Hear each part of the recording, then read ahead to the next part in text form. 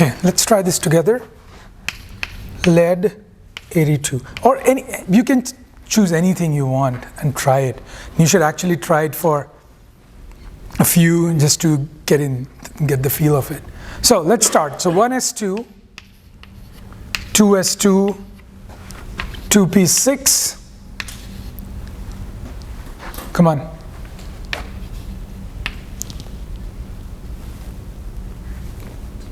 Two.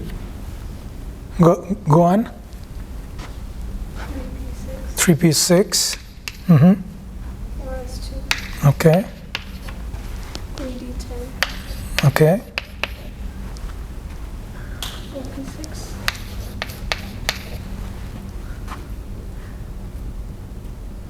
4d10.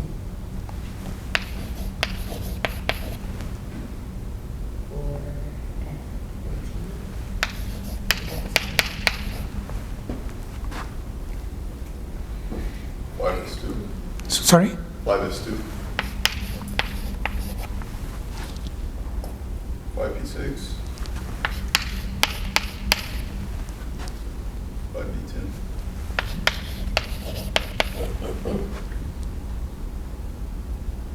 6s2. 6d2. Is that it? Did everyone get this, or everyone is happy with this configuration?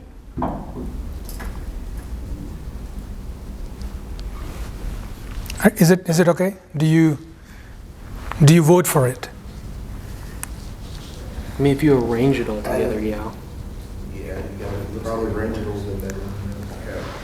No, I mean, that's the correct arrangement. Right. But if you were to go off of, That. if you were to go off the actual orbital E configuration from Aufbau's principle, it'd be a little bit different. So I'm not sure I'm getting it properly. So let's check. So 1s2. So first of all, does this sum to 82? Yeah. Right, it sums to 82, and it follows that balloon order: 1s2, 2s2, 2p6, 3s2, 3p6, 4s2, 3d10, 4p, 5. 10, 4p6, 5s2, 4d10. Right, so we have to follow that. So after 4p6, there should be a 5s2. Okay? Okay, so we should have written something like that. Yeah, that's right. Right? Okay, so we should write something like this. Forget about 5, 4, you don't have to follow that order. So, because that will make it easier, okay? I mean, this might be correct, but since I have not memorized it, I will go with that. So after 4p6, I'm slow, sorry, I just follow that. 4p6, 5s2. Okay. After 5 is what comes in? 4D? 4D10. 5p6. 5p6s. 2. 4f. 14. 5d. 10, 6p, you said 2? Okay. Now, you can arrange it back to the same thing. It was essentially the same. Okay? But for slow people like me, I just follow that and then go back from here. Now, from here, if I want to go back and check, did anyone check it? Does it follow? Let's do it together. So 1, it's fine. 8. Now count all the 3p's. So this is 2, 8, 18. So 18. Now see the 4's. So this is a 4, 4, this is a 4, and this is a 4. Okay? So 16, 22. Am I missing something? Where's in the 4010? Yeah. Yeah. So, I'm sorry.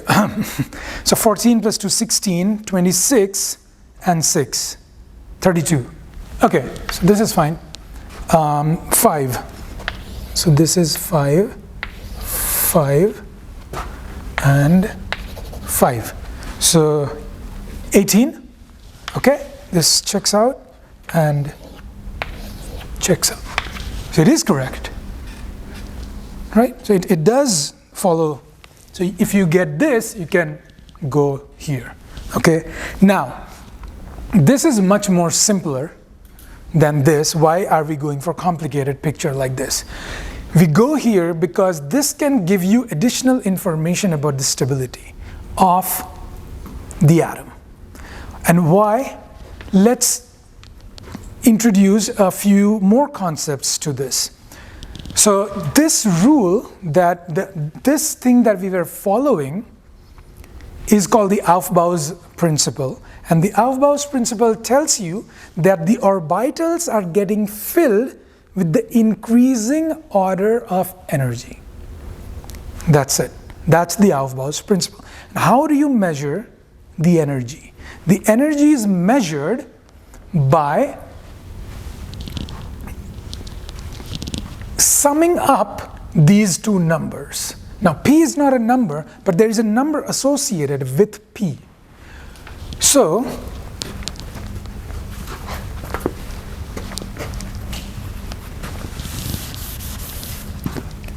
there will be 4 quantum numbers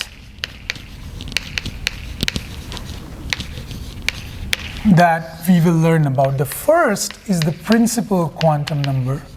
And we'll discuss these things in a little bit more detail later, but let me introduce 2 quantum numbers here. There are 4, but let me introduce just 2. The principal quantum number and the azimuthal quantum number. The principal quantum number is just this number that comes in the first.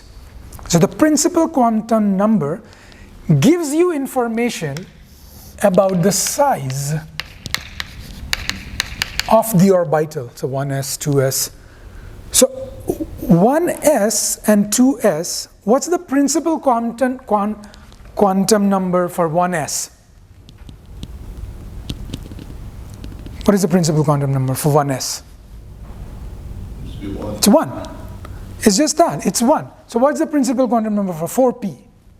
4. 6p? 7s? Simple, right? So the principal quantum number is just the number in front of that. Okay? It tells you, it gives you information about the size. How it does that, we'll learn about quantum numbers. The second is the azimuthal quantum number. This gives you information about the shape of the orbital. Okay? Now shape, we do not have a sense of the energy associated with it, but we'll just assign a number. For S, we assign, and this is given by N, this is by L. So L means azimuthal quantum number, and N means, the small n means the principal quantum number. Now, you see this N is similar to this N, but not exactly. So this N was what? The shell number, right? But in here, when you're talking about KLM, we are talking about shells. But when we are in here, we are talking about orbitals. It's not the same thing. Shells and orbitals are not the same thing. But it kind of, it's like that. So imagine that the first shell is made up of like just the 1s. The second shell is kind of made of 2s and 2p. The third shell is made up of 3s, 3p, 3d. Think in that way. So basically, this is the first shell, this is the second shell, this is the third shell, and so on and so forth. Because essentially that's what we did, right? In here. So to go from orbitals to shells, we just summed it up, right? So for example, for the fifth shell, we just saw 5s2, 5p6, and 5d10. We just summed those numbers up and we just wrote it in here.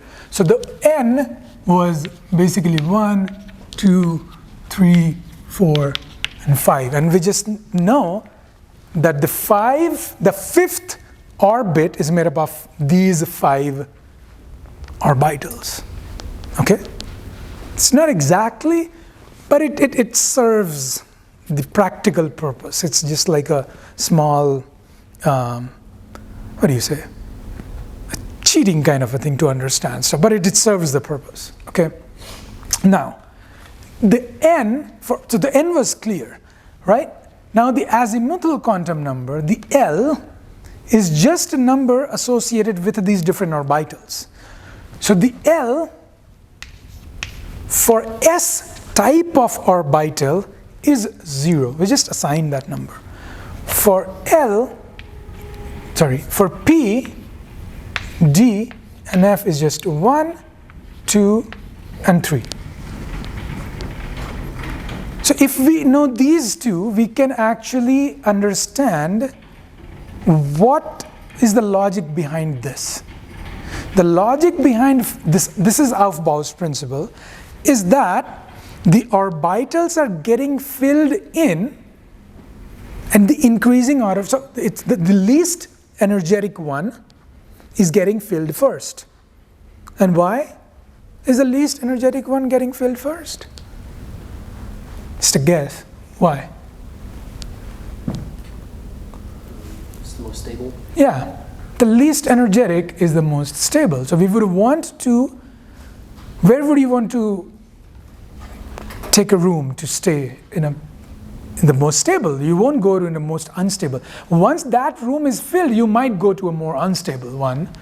But for first, you'll go to the most stable one. So what is n plus L for 1s? 1. For 2s, it's 2. For 2p, it's 3, right? 2. So for 2p, this is, the n is 2 plus the L is 1. So you see, L is 1.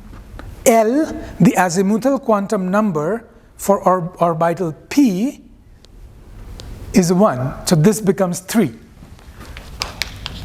What about 3s? What's the n plus L? Also 3, right? 3 plus 0, it's also 3. But how do you decide?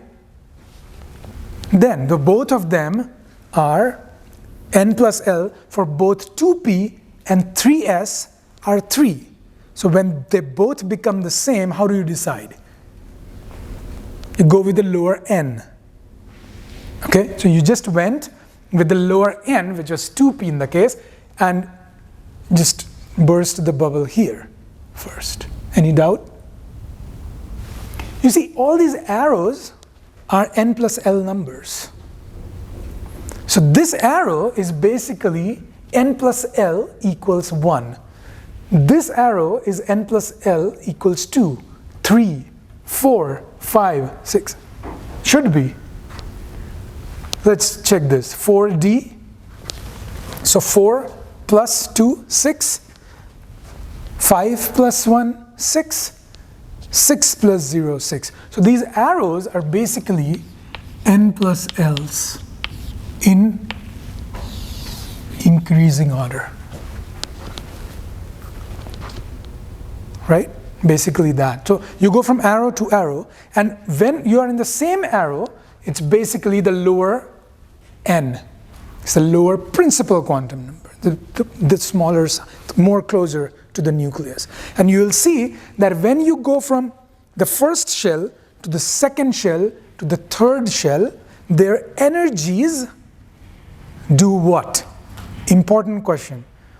When you go from the nearest shell to the outermost shells, like when you're jumping from inside, so this is the nucleus and this is the shell, these are the shells, you're moving out.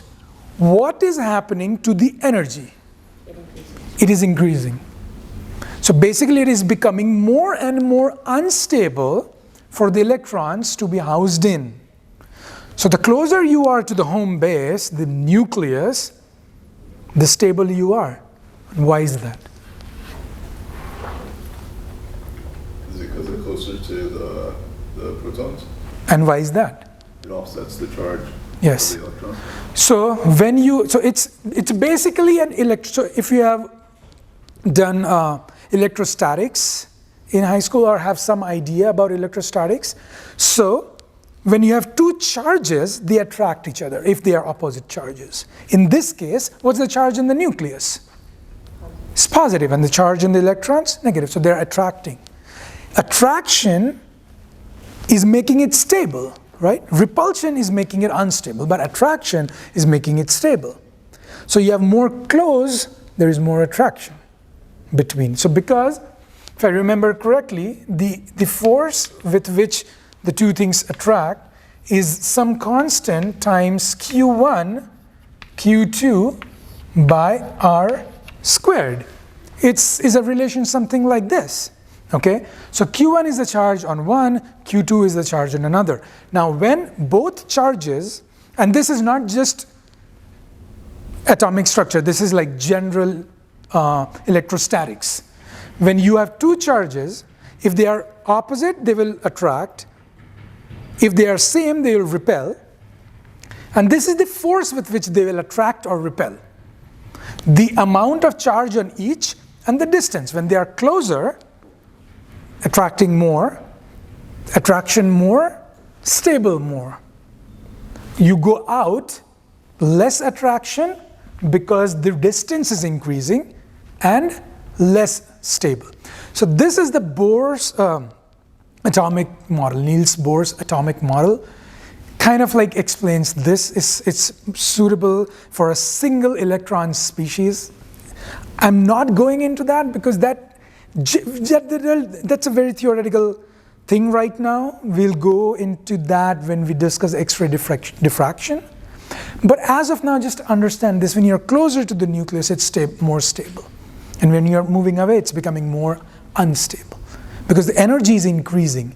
Now, you will see that energies are given negative numbers. Okay, so the energy for this is minus 13.6 electron volt, and this becomes minus 13.6 by 4 or something like that, 4.3, some things like that. Just imagine that this is more negative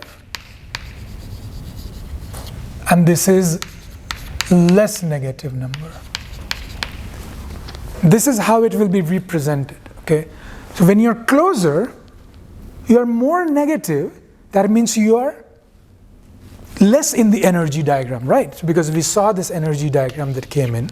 So if you are more negative, you're more stable, and you're still negative. Like say this is 0, there is this energy, there is this energy, there is this energy, there is this energy. But when you're more negative, say minus 13.6 electron volt, and electron volt is also a unit of energy, you can also have joule. I think I'm getting the numbers right, but my apologies if I don't. But the thing is, this will have a more negative number, and this will have a less negative number. So all these numbers will still be negative because these are all attractions, right? There's still an attraction going on. There is still some force that is trying to pull it together. But when it's more negative, it's like trying to pull it more strongly, but when it's less negative, it's not that much. What is going to happen at an infinite distance, say here? So if that is a nucleus, this is the electron. At an infinite distance, what's the energy between these two things? 0. 0. It's going to be 0. Why not positive? Because it's not repelling it. It's not repelling. So like if it repels, then it becomes like a positive energy, it's repelling. But since it is such a large distance from the nucleus, there is no influence of the nucleus on this electron. And then we say that this electron has energy equal to 0. Okay? This makes sense? Does not make sense. Any doubts? I like doubts. Does that make sense? It is not on you that if you don't understand, it's on me that if you are not understanding, it's me who is not able to make you understand. So I'll try and make you understand this. This is an important concept. Like when you are close here, the energy is increasing as all things that I'm saying should make sense to you, okay? It should not be abstract. You should not feel that it's not adding up. If you think in your head it's not adding up, then there is some way that I have confused you. Okay, let me know, and I'll try and see. I don't know everything, but I'll try to make it clearer for you. Let's go do it again. Absolutely least amount of energy is here, and that is why this shell is the most least energetic one and the most stable one. And then when you go out, it is becoming more and more unstable, and at this point there is no energy. Absolutely free. This has absolutely not no energy. It's like zero energy, and it's no influence from that nucleus. So this electron is not bound to that. This will become important because when we study periodic properties, ionization. So this is ionization. So if you have an atom, say sodium, 281, go with that. You want to make it Na+. So what is the electronic configuration for Na+? Just see from here and tell me. 2,8. Because to make Na+, you need to remove one electron. Also, when you have a complicated electron, this was easy, but when you have a complicated electron, which electron are you going to remove? The outermost. I'll go one by one. Courtney. The outermost. Outermost. Atom. Why? Because it's the most furthest one out. The last. So we say, Yeah. The last filled in doesn't always have to be the farthest one out. It gets more complicated. See, the last one to get filled in here is 6p2. In this case, in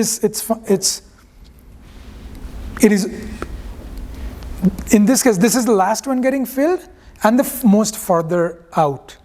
Sometimes this is not the case. We'll see. But yes, the outermost is for our purposes here, remember this. Forget about the filling in order. Okay? The outermost, and most of the cases this will be fine. Just for my own curiosity, write the electronic configuration for iron. Who can tell me the atomic number of iron?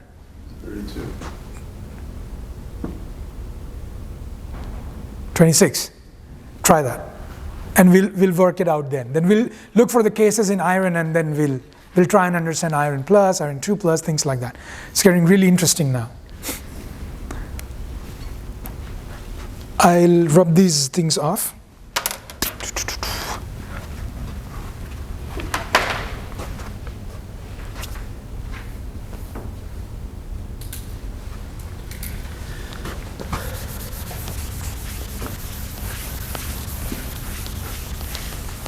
Think about these things later, the energy and the stability thing.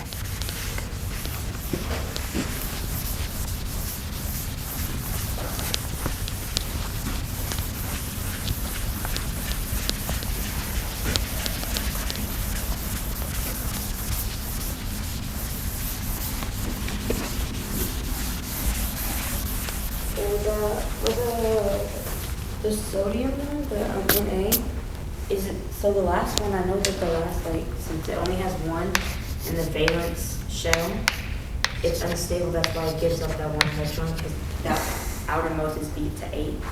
So once it gets dropped down, so that the valence is 8. You're right. Yeah. Okay. Yeah. 281, and we'll also write